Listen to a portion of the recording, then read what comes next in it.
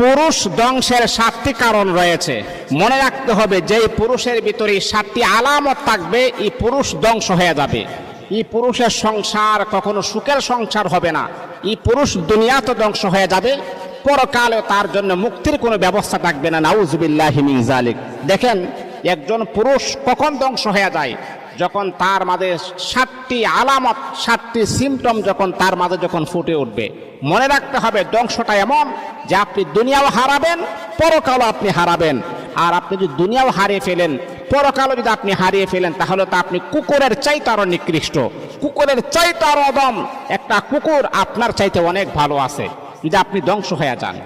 এই জন্য পুরুষ যারা আছি আমরা এই আলামতগুলা কি আমাদের মাঝে যদি থাকে, তাহলে আজকে থেকে আপনি প্রমিস করে নেন, আল্লাহ তোমার কাছে হাজারো শুকরিয়া, এখান থেকে আপনি ফিরে আসেন, তাহলে আপনার সম্মান আকাশচুম্বী হয়ে যাবে, দুনিয়া তো আপনি শান্তি